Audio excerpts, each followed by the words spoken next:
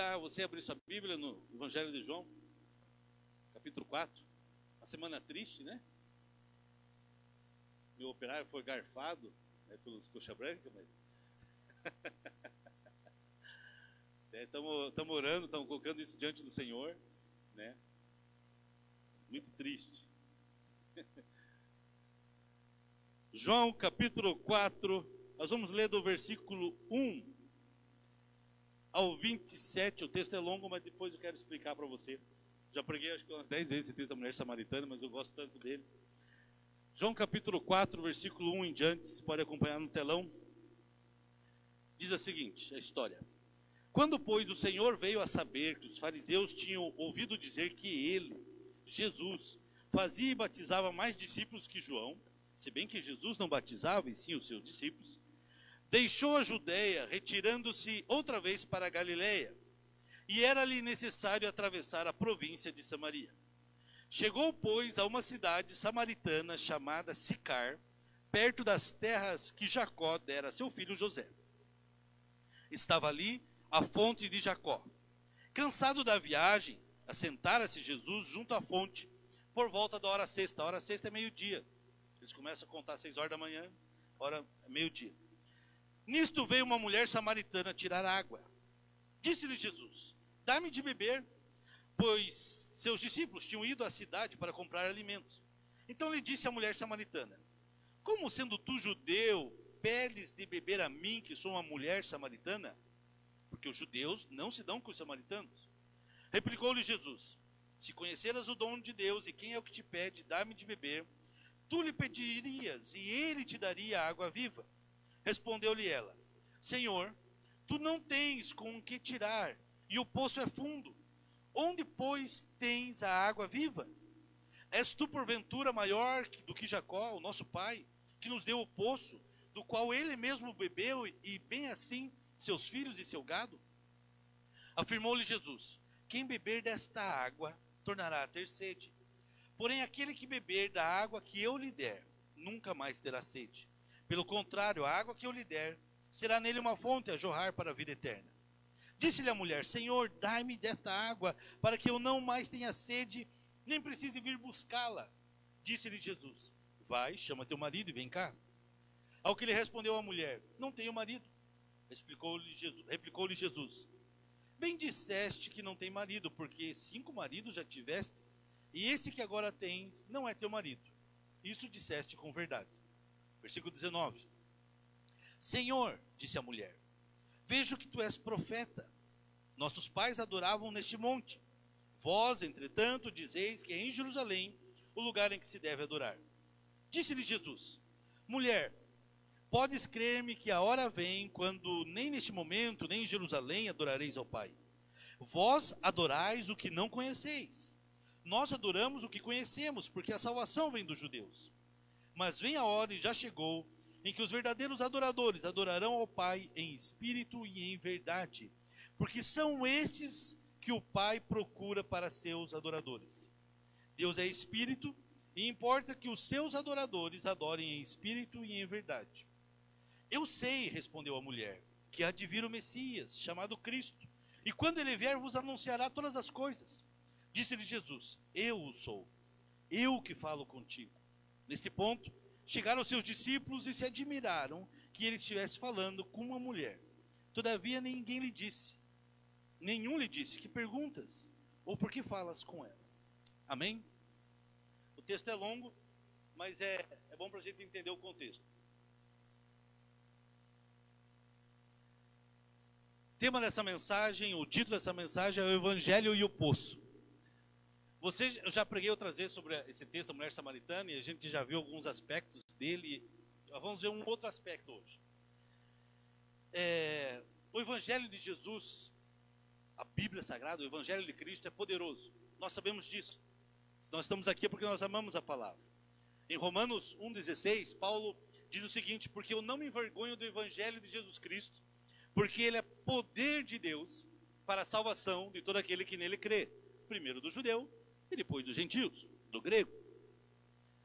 Um dos pais da igreja, Agostinho de Hipona, ele dizia o seguinte, se você crê somente naquilo que gosta no Evangelho, e rejeita o que não gosta, não é no evangelho que você crê, mas em si mesmo. Às vezes a gente separa, né? Tem essa parte do evangelho que eu gosto, tem aquela outra parte que eu gosto. Francisco de Assis um dia disse: tome cuidado com a sua vida. Talvez ela seja o único evangelho que as pessoas irão ler. Pedro fala que nós somos a carta viva lida pelos homens.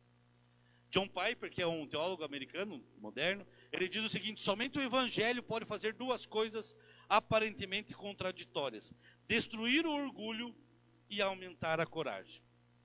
Nesse texto que a gente leu, Jesus, diante daquela mulher samaritana, se você olhar, quando Jesus chega naquela cidade, em Sicar, como diz a introdução ali, perto das terras que um dia Jacó tinha dado ao seu filho José, e onde Jacó um dia tinha feito um poço. Versículo 5 e 6 diz o seguinte: chegou, pois, a uma cidade samaritana chamada Sicar, perto das terras que Jacó dera ao seu filho. Estava ali a fonte de Jacó. Cansado da viagem, Jesus estava em viagem, assentou-se Jesus junto à fonte por volta do meio-dia. Esse poço de Jacó, amados, ele está a 800 metros ao sul da cidade, quase 1 quilômetro ao sul da cidade, numa estrada em direção a Jerusalém, na estrada alta em Jerusalém, e onde o caminho está entre Gerizim e o caminho para o Monte Ebal. E está situado perto da tumba de José. Hoje lá há essa tumba. Os samaritanos ali, e isso é interessante porque se você for hoje até Israel, você vai encontrar esse poço lá, essa região lá, talvez um dos lugares mais autênticos da Bíblia aqui. E ele está situado ali. Os samaritanos já cuidaram daquele lugar, os judeus já cuidaram daquele lugar, os cristãos já cuidaram, já pertenceu aos muçulmanos, já pertenceu a tanta gente esse lugar. E quando um dia Jacó cavou esse poço, eu já falei isso num culto aqui, imagine você cavar um poço. E ele, com certeza, ele nunca imaginou que milhares de anos depois, centenas de anos depois, milhares, né? Mais de 1000 anos depois, o próprio Criador estaria presente ali.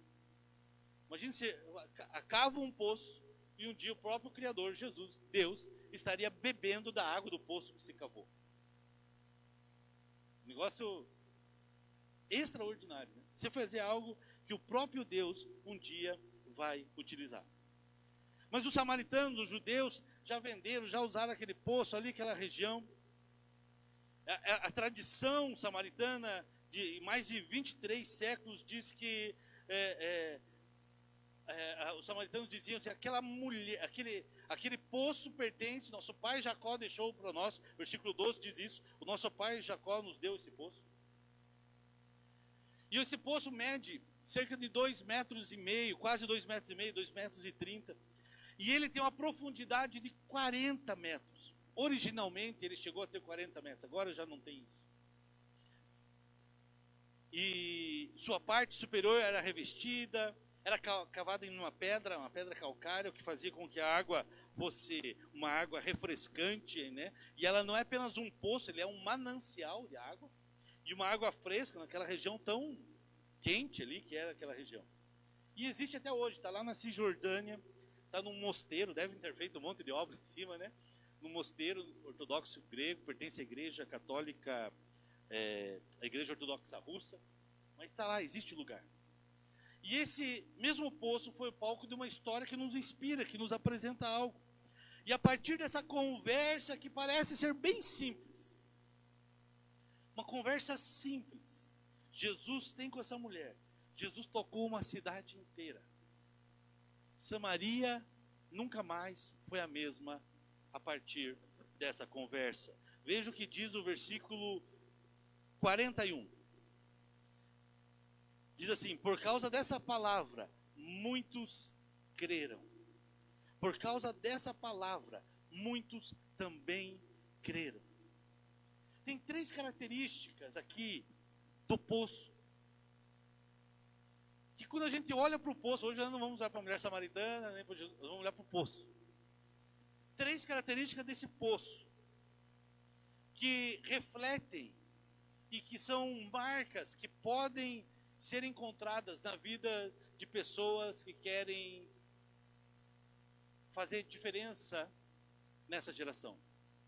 Nós estamos no tempo de missão, né? Na estação cultivo. Esse poço, ele fala, tem 3 características. Ele era profundo, diga assim, profundo. Ele é durável, existe até hoje. E ele era acessível. Profundidade, durabilidade e acessibilidade. Acessibilidade.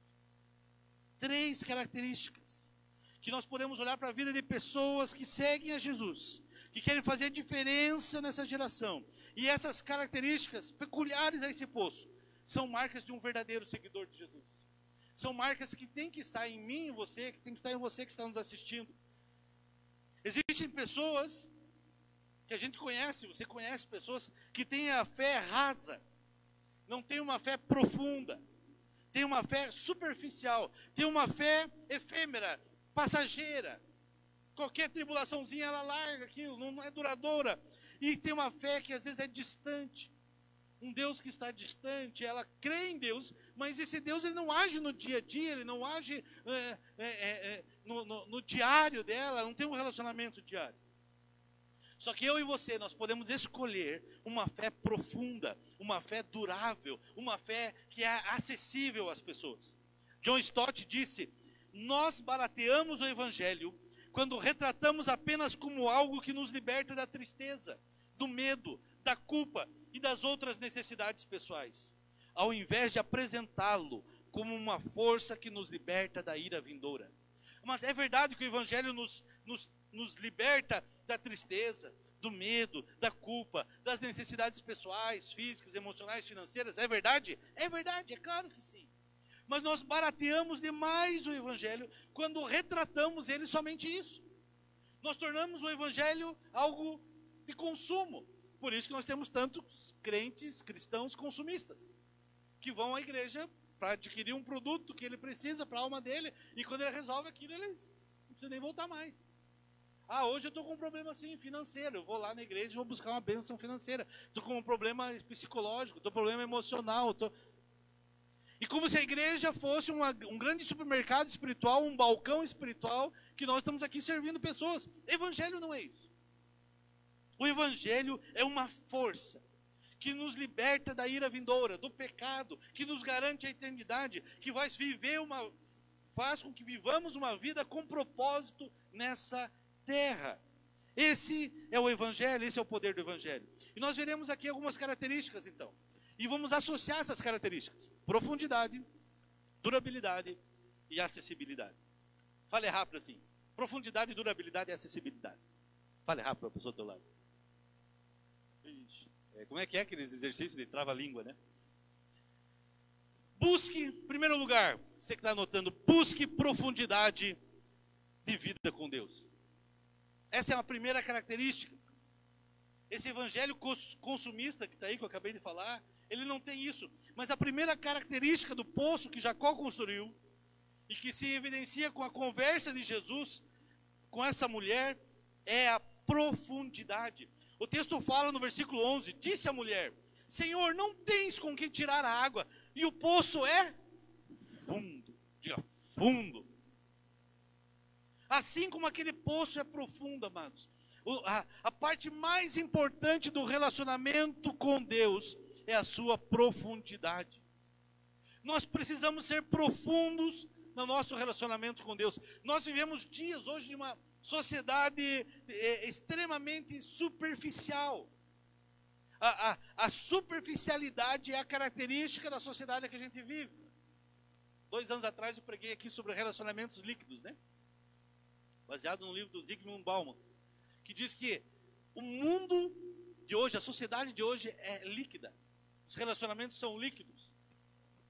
E o reflexo disso são as redes sociais, tudo isso que a gente tem. Antigamente, para você brigar, você quebrar uma amizade de anos que você tinha com um amigo, você tinha que encarar o cara, você tinha que falar, você tinha que despejar um monte, o cara falava um monte, você brigava e acabou.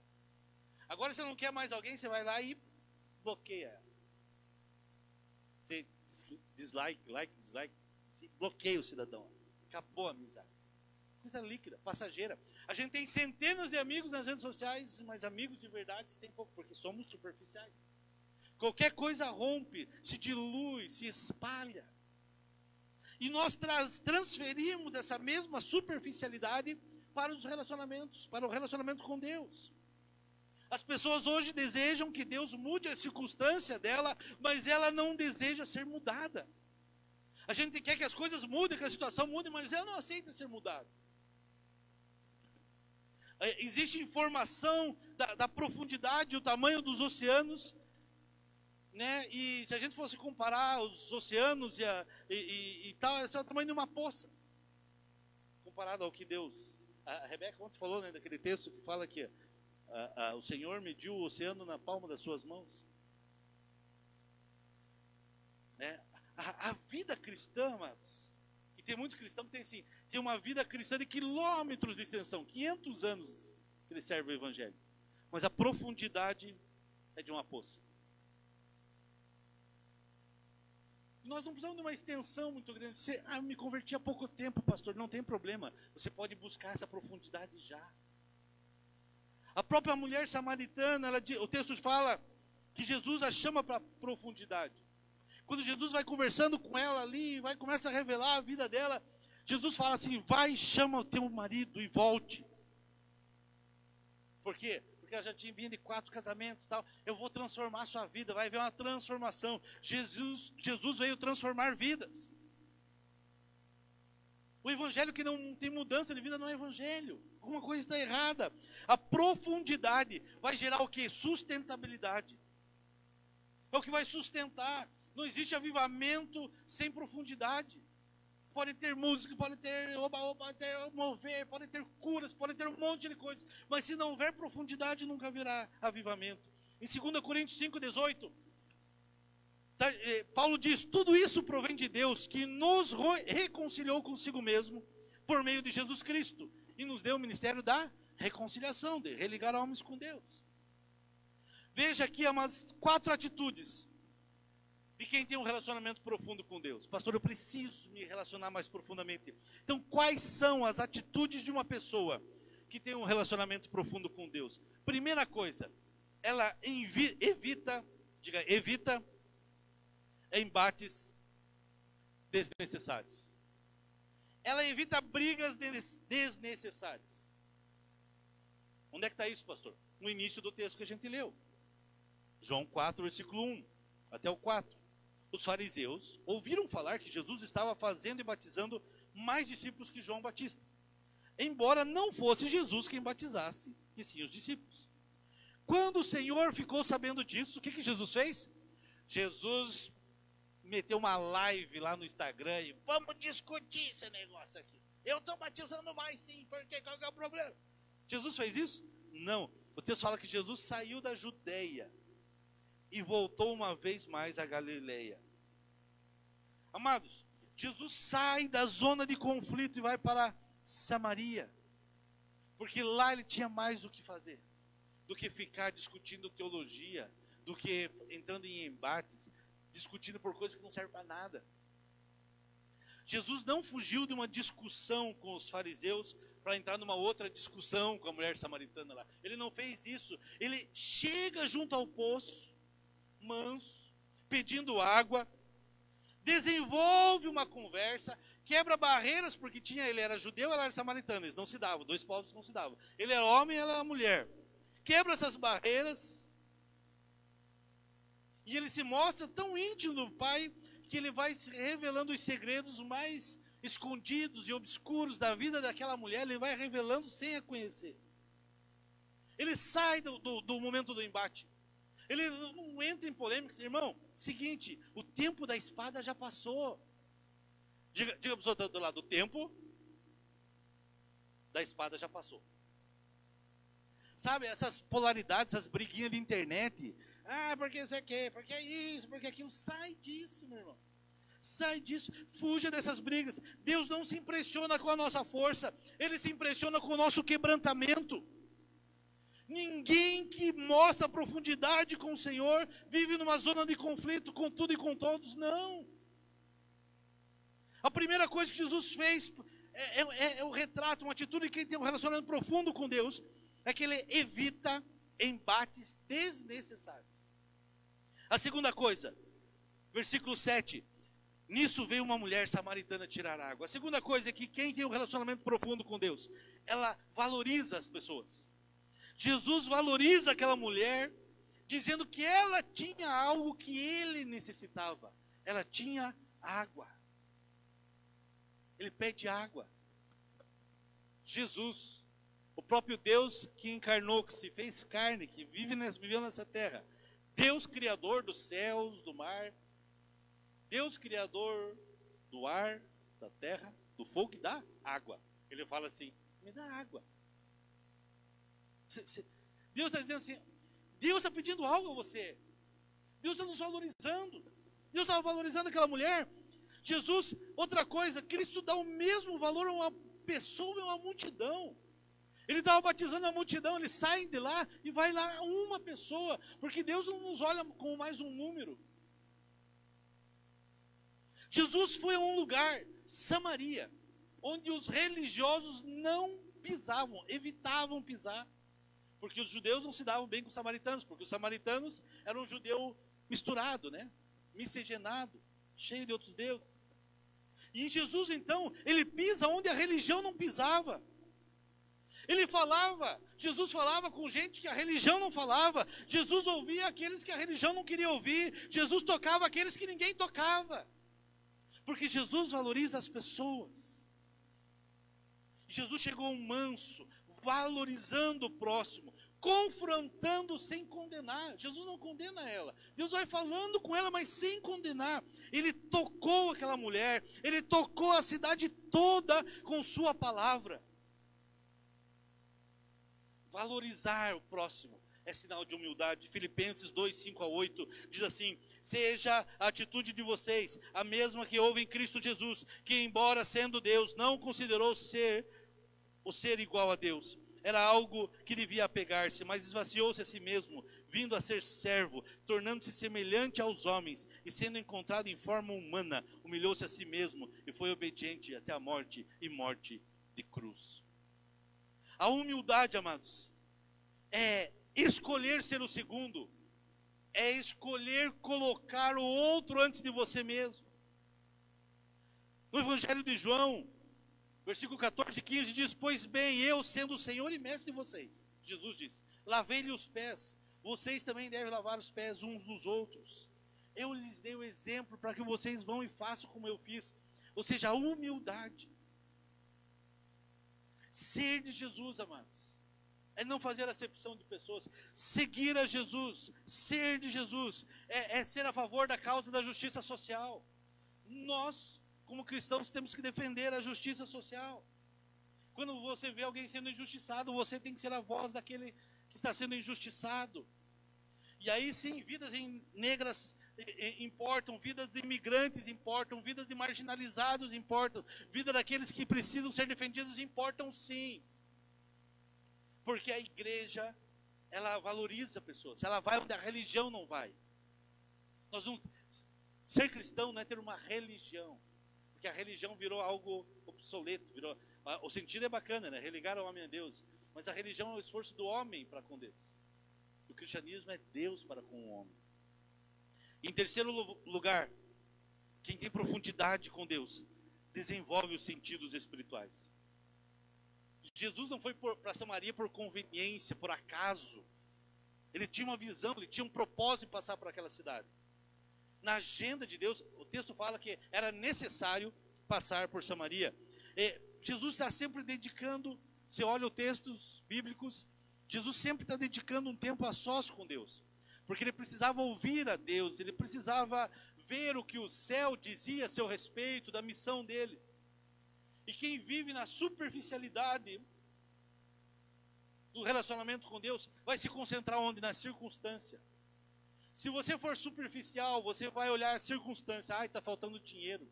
Ai, meu relacionamento não está bem. Ah, está em crise. Ai, o Covid. Ai, eu não sei o quê. A pessoa se concentra na circunstância.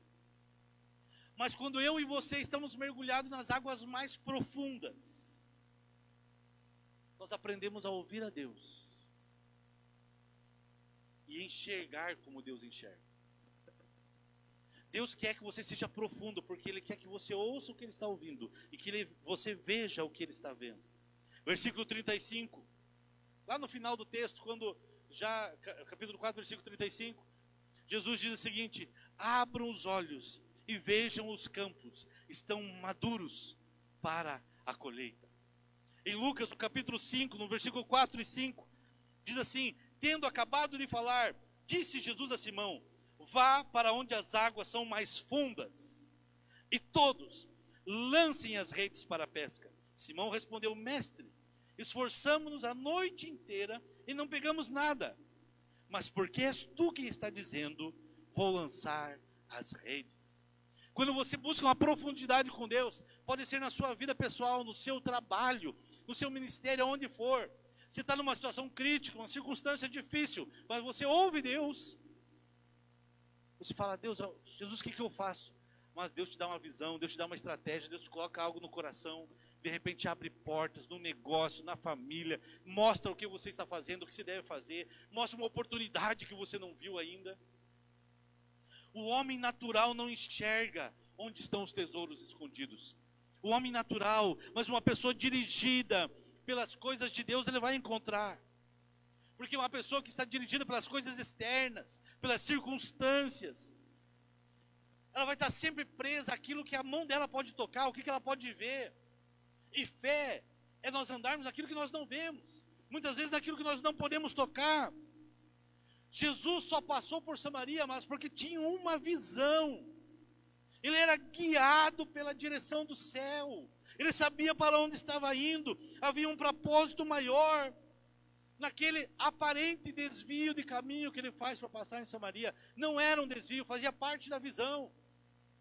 Você tem que ter uma visão que vem do céu. Para onde você está indo? Para onde você quer chegar? Tudo o que começa por uma motivação humana, por uma motivação humana errada, vai terminar em confusão. Lembra a Torre de Babel? Não lembro, pastor? Não assistiu a novela? Lê a Bíblia. A motivação era serem lembrados, serem reconhecidos. Vai dar errado. Agora, tudo que começa por uma visão e por uma palavra de Deus, vai terminar em avivamento. Pentecostes, Atos 2, começa assim. A minha pergunta para você hoje é: como estão os seus olhos, seus ouvidos espirituais? Como você tem enxergado tudo que está acontecendo à sua volta, à sua vida, esse momento da sua vida, o que você tem enxergado?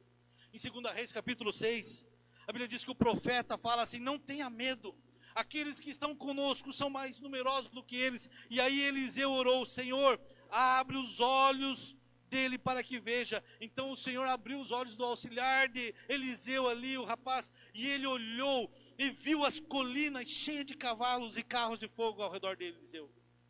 Às vezes você está no meio de uma situação e você não vê saída, porque você está olhando com os olhos terrenos, humanos. Mas se você estiver na profundidade em Deus e começar a olhar como Deus vê, você vai abrir seus olhos espirituais e vai começar a ver anjo aqui, anjo ali, Deus abrindo portas, oportunidades, Deus agindo. Amém? Você que está na internet, dá um amém também, glória a Deus, aleluia. A profundidade da vida não é uma questão de performance diante dos homens. Todo mundo está vendo que eu oro. Todo mundo está vendo que eu canto bonito, que eu falo grosso. Eu falo fino, não importa. Não importa, não é o que as pessoas veem. A profundidade da vida não é uma questão de performance diante dos homens, mas é sinceridade diante de Deus. É Deus e você, meu irmão. Pode ninguém ver, mas Deus está vendo e Deus te conhece. E se você quiser acessar os tesouros escondidos em Deus, como Pedro fez, você vai precisar levar o barco para águas mais profundas. Pedro, vá onde as águas são mais profundas e lancem a rede ao mar. Pastor, não acontece nada na minha vida, porque você não se decide. Fica vivendo esse evangelhozinho barato, sem graça. de vir na igreja domingo e dizer, eu aceitei Jesus. Comprometa-se com Deus, entregue sua vida a Ele, ore, busque, leia a palavra, acabe com as práticas erradas da sua vida. 20 anos na igreja e não se batiza, 20 anos e não faz parte de uma célula, assuma um compromisso. Se você ficar na aguinha rasa, a aguinha vem, vai ficar pulando onda. Mas se você decidir aceitar o convite dele e ir a águas profundas, você terá uma visão profunda, seu ouvido ouvirá coisas que só o Senhor pode te dizer, você verá aquilo que tem à frente, sua vida é transformada pela profundidade. Em último lugar, viver em rendição completa a Deus. Em último lugar, questão da profundidade, tá? A profundidade. Uma característica de alguém que tem uma vida profunda é que vive em rendição completa a Deus. Vive em rendição completa a Deus. João 4, 24. Deus é espírito e é necessário que os seus adoradores o adorem em espírito e em verdade. Aqui Jesus fala ao coração. Jesus foi lá naquela mulher e tirou aquela mulher do pátio da religiosidade, do contexto da religiosidade. A questão não é local, se adora em Jerusalém ou se no Monte Gerizim. Não é se é Samaria ou se é Jerusalém. É onde você estiver, em espírito e em verdade. Se o culto é de manhã, se o culto é à noite, se o culto está com a porta fechada, está com a porta aberta. Amamos culto presencial. E se tiver que fechar, fecha. Voltamos depois. Mas sempre com cuidado. A questão não era o local. Não há profundidade na vida sem entrega total a Jesus. Quanto mais profundo você deseja ir, mais entregas você tem que fazer, irmão. Quanto mais longe você quer ir com Deus, mais entregas você tem que fazer. Lembra de Abraão? O Senhor tinha níveis maiores para Abraão e ele teve que fazer entregas. Primeiro Deus pediu Isaac como sacrifício, porque queria saber se Abraão estava disposto realmente a entregar tudo, como ele falou no início do relacionamento. E para acessar esses novos níveis, para ir mais fundo em Deus, um dia ele precisou subir o monte, entregar Isaac como sacrifício. Mas na hora Deus não permitiu. Qual que é o Isaac que eu e você precisamos entregar hoje? Qual que é o Isaac que você tem que precisa ser entregue? Bill Johnson falou certa vez, a sua abundância não é medida pelo que você possui, mas pelo que você dá. Por isso, quando a gente fala em igreja, dízimos de ofertas, amado, não é questão do que você possui, é de entrega. Deus não precisa do nosso dinheiro, Deus pode usar uma pessoa lá e resolver todos os problemas que a igreja local tiver. Mas a sua abundância ela é medida por aquilo que você dá. No reino de Deus, entregas valem mais do que conquistas. Eu conquistei isso, conquistei aquilo. O reino de Deus é diferente do reino do mundo. As entregas valem mais do que a conquista. Deus é o maior doador. E a sua generosidade, a generosidade do Pai, mudou o mundo. John Maxwell, líder, um treinador de líderes, ele diz: a atitude é o bibliotecário do nosso passado, o palestrante do nosso presente e o profeta do nosso futuro. As nossas atitudes vão profetizar o nosso futuro. Então, desenvolva essa profundidade. Segundo lugar, vou ser mais rápido agora. Desenvolva durabilidade espiritual. Desenvolva durabilidade na sua vida espiritual. O versículo 12 diz que, aquele versículo diz, acaso o Senhor, aquela mulher fala, acaso o Senhor é maior que o nosso pai Jacó, que nos deu esse poço, o qual ele mesmo bebeu, bem como seus filhos, seu gado, nós bebemos até hoje, e até hoje, gente, 2021, tem gente que bebe desse poço. Ou seja, há uma durabilidade. A Bíblia afirma que Jacó bebeu, pessoas beberam 1.700 anos antes de Cristo. Até hoje, o poço de Jacó sugere a segunda característica do nosso relacionamento com Deus. Ele precisa ser durável. A vida cristã precisa ser profunda, mas ela precisa também ter durabilidade.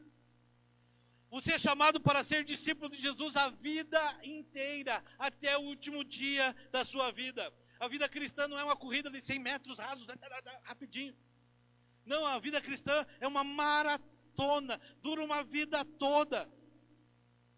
Se algo que desagrada a Deus, se existe algo que desagrada a Deus, é a estagnação, é achar que já chegou.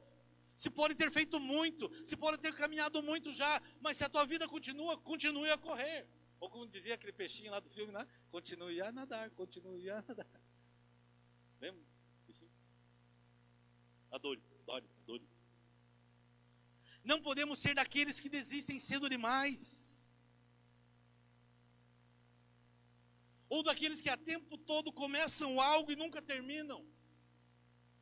Porque a característica de uma vida com Deus é a durabilidade, é algo permanente. A igreja jamais pode ser composta por pessoas que não enfrentam, por exemplo, os problemas da vida.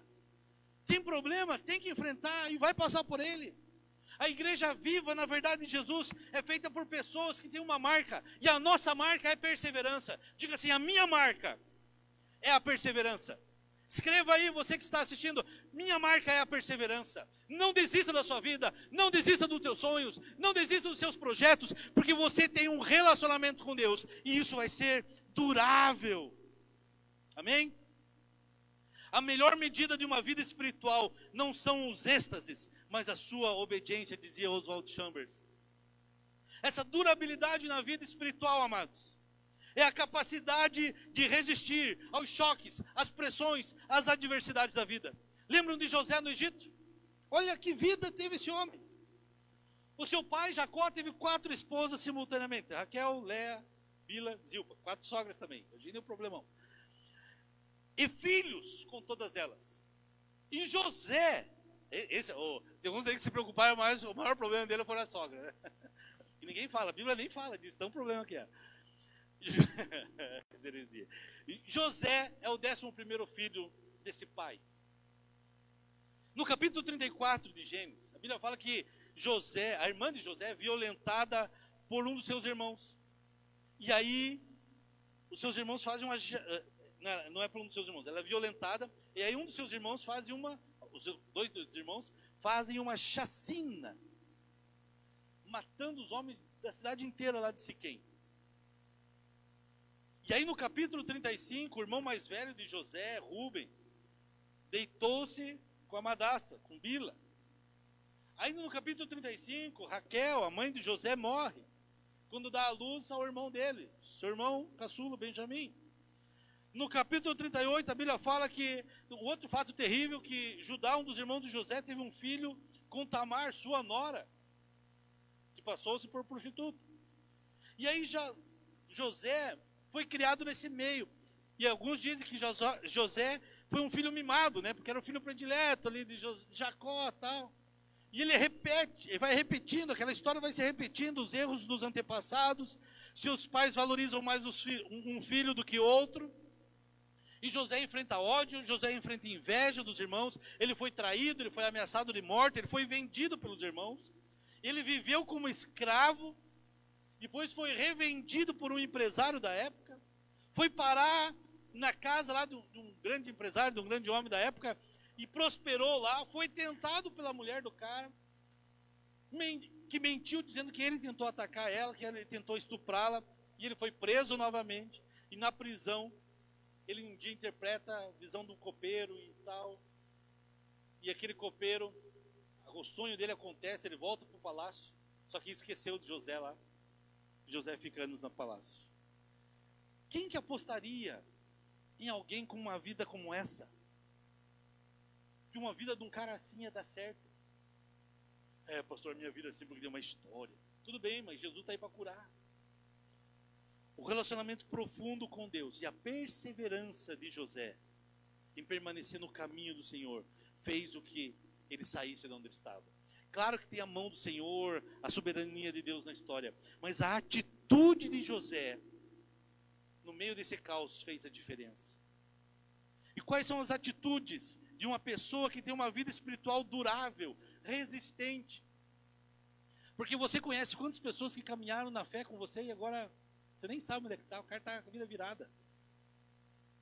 Mas tem aquele irmãozinho que está 500 anos ali, daquele mesmo jeitinho, mas ele está ali, persistente, firme, durável. Que não é Duracell, né? Lembra o coelhinho da Duracell?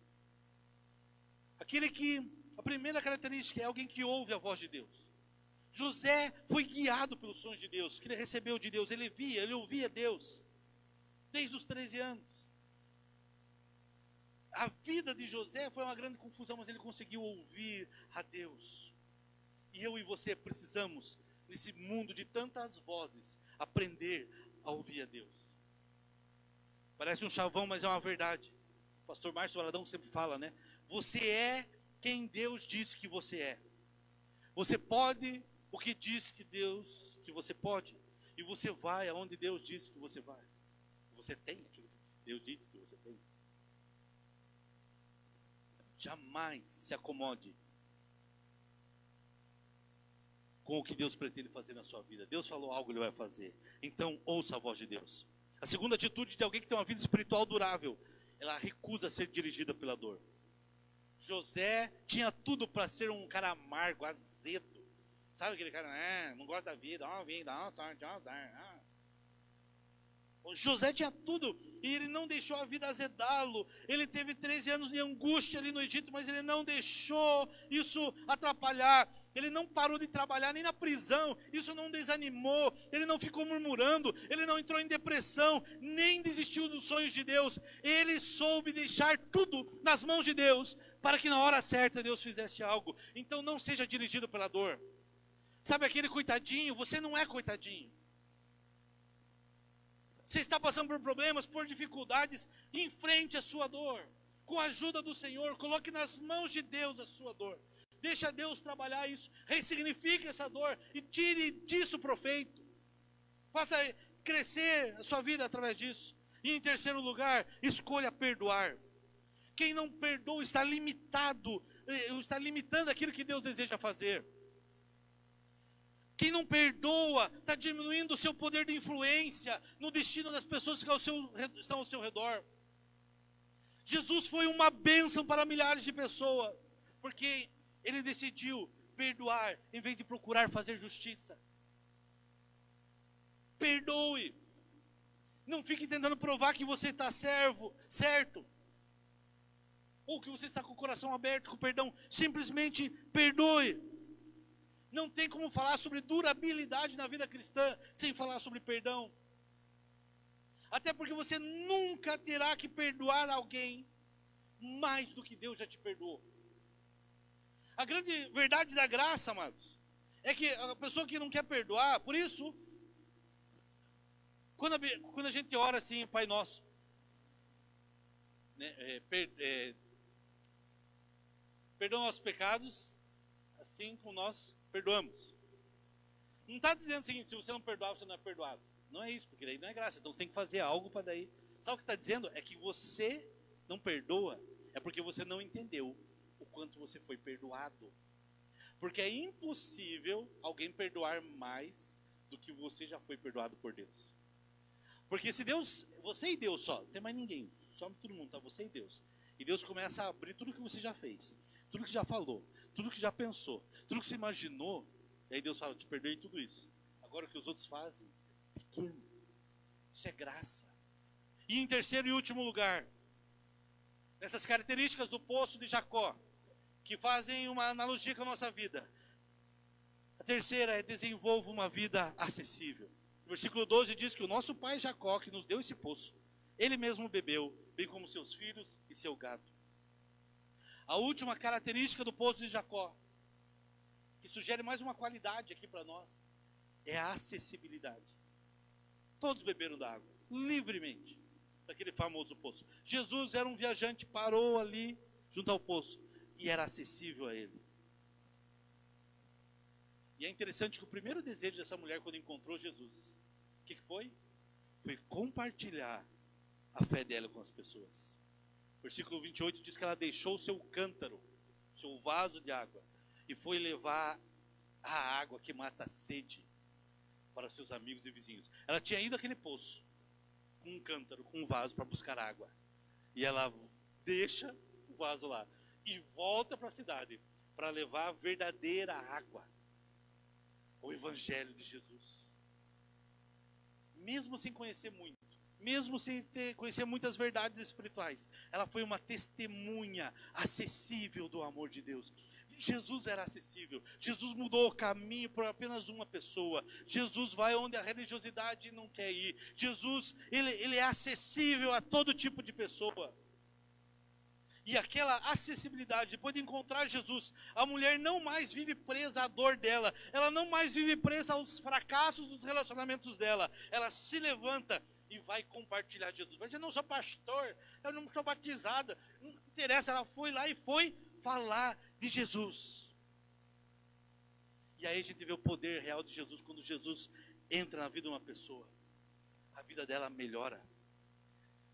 Cuidado, né? Hoje em dia se abre a internet, tem um monte desses youtubers aí, esses líderes e pastores youtubers. Não tem problema usar a internet, acha uma ferramenta. Mas tem alguns fenômenos na internet aí. Mas são pessoas que nunca são acessíveis. Quando a pessoa nunca é acessível à pessoa, é apenas virtual. É fácil viver o evangelho virtual, é fácil pregar à distância. Mas quando você tem a conexão, tem muitos que têm vida com Deus, sim, e são acessíveis. Jesus era acessível. E qual que era a atitude de uma pessoa acessível na vida espiritual? É uma pessoa que é livre de religiosidade. Versículo 8 diz que os discípulos tinham ido à cidade comprar, e quando eles voltam, no versículo 31 e 34, eles veem Jesus falando com aquela mulher, que não podia falar, samaritana, mas eles não falam nada. A impressão que me dá é que Jesus mandou aqueles discípulos ir para a cidade, comprar comida, porque a religiosidade deles ia impedir ele de falar com aquela mulher. Gente, vão no mercado, vão no Bom Dia ali, porque se eles ficarem aqui, vocês vão me atrapalhar. Eles iam atrapalhar.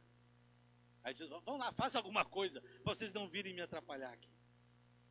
Jesus sabia que ia aparecer um Pedro e ia atrapalhar a conversa com a mulher samaritana, alguém ia atrapalhar.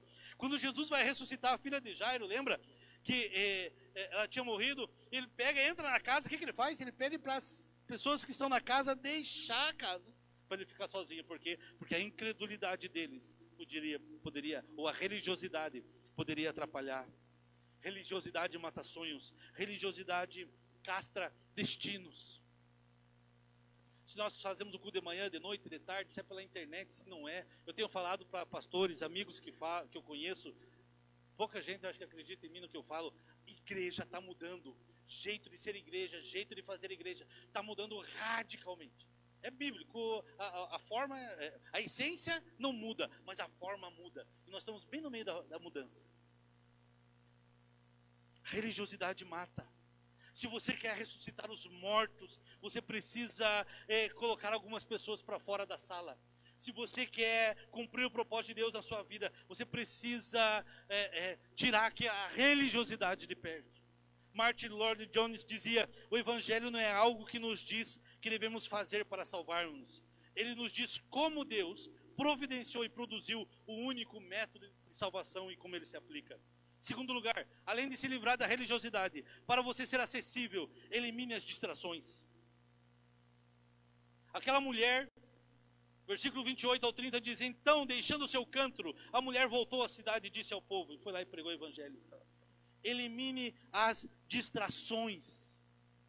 Aquele cântaro, aquele vaso podia ser uma distração para ela. Engessava ela. Às vezes a gente está cheio de impedimentos. Pastor, eu tenho que pregar para pessoas, precisa que alguém vá lá e ore. Vai você, irmão. Mas alguém tem que levar a ceia. Dá você a ceia. Mas, pastor, alguém tem que batizar. Batiza você. Amados, a Bíblia não diz que é pastor, que é padre que tem que fazer. É você, se você crê no Evangelho de Jesus Cristo. O Evangelho é simples. Eu estou preparando uma série para talvez próximo mês aí. Simplifique ou descomplique. Porque a gente complica demais as coisas.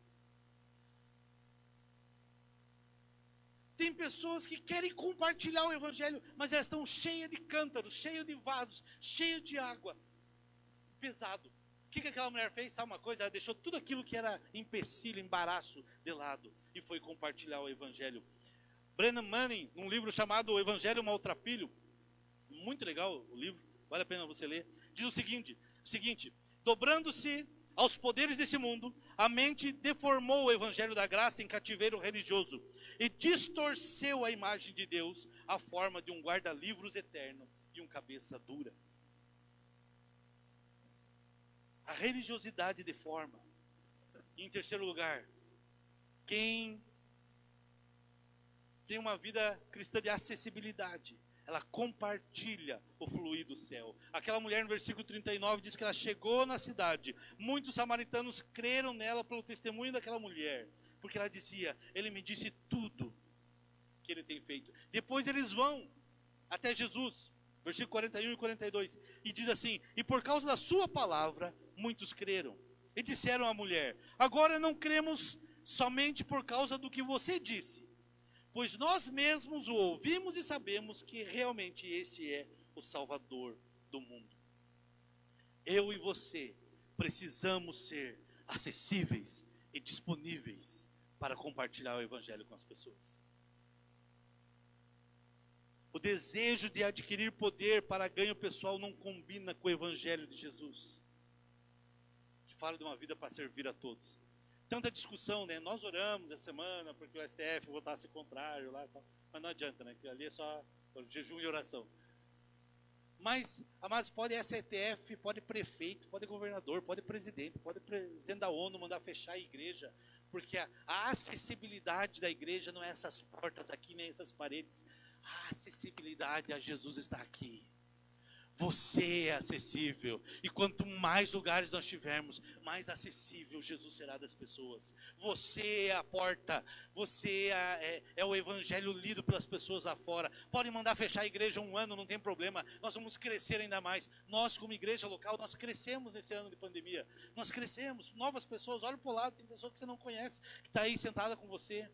Sabe por quê? Porque o evangelho, a igreja não é um prédio, não são 4 paredes, somos nós, que nem diz o DH. O evangelho não é eu, não é você. A igreja não é eu, a igreja não é você. A igreja é nós, né? É nós. Nós temos que ser acessíveis. Para concluir, o pessoal do louvor que quiser subir, para parecer que está terminando, pode subir. O nosso dever é evitar distorcer ou diluir o evangelho. É meu dever, é seu dever, meu irmão. Você que nos assiste, é nosso dever evitar essa distorção, essa diluição do evangelho. E ao mesmo tempo apresentar o evangelho de maneira clara, manejando bem a palavra da verdade, de forma que as pessoas venham aceitar, para não acontecer conforme as palavras de Jesus, onde ele diz: a todos os que ouvem a palavra do reino e não compreendem, vem o maligno, arrebata o que lhes foi semeado. John Stott disse: creio que às vezes são as nossas explicações por alto que dão ao diabo, precisamente, esta oportunidade que nunca se deveria ter dado. A gente fala pelo alto, a gente não explica a palavra. Se nós queremos ser uma igreja relevante, cristãos relevantes, que inspiram pessoas, que abençoam pessoas, que transformam ao seu redor, aquele lugar que vive, essa igreja é composta por pessoas que desenvolvem uma vida espiritual profunda, durável e acessível, assim como é o Evangelho de Jesus. O Evangelho de Jesus é profundo, o Evangelho de Jesus é durável até hoje. Pode vir leis, pode vir perseguição, pode vir, como toda a história já falou, ela continua durável, e o Evangelho continua acessível em todos os cantos da terra. E aonde ainda não é acessível, eu e você somos o canal para ser acessível. Quero fazer um link para a semana que vem. Próximo domingo nós vamos tentar mostrar isso, como a igreja pode ser acessível aonde ela não é alcançada, onde não chegou ainda o Evangelho. Que eu e você, amados, você que está em casa, que nós sejamos homens e mulheres, que sejamos reais discípulos de Jesus, e sejamos pessoas profundas, pessoas duráveis e pessoas acessíveis. O mundo está cheio de pessoas superficiais, a internet está cheia de pessoas superficiais, fala-se de tudo, conhece tudo superficialmente, rasos.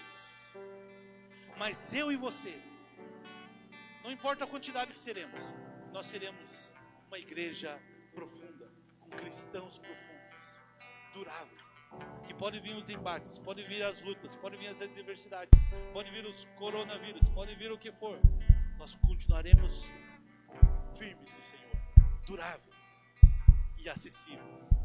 Acessíveis, queremos ser acessíveis àqueles que estão nas mais altas posições da sociedade, àqueles que estão nos lugares mais baixos da sociedade, acessíveis aos nossos vizinhos e acessíveis aos povos mais distantes dessa terra.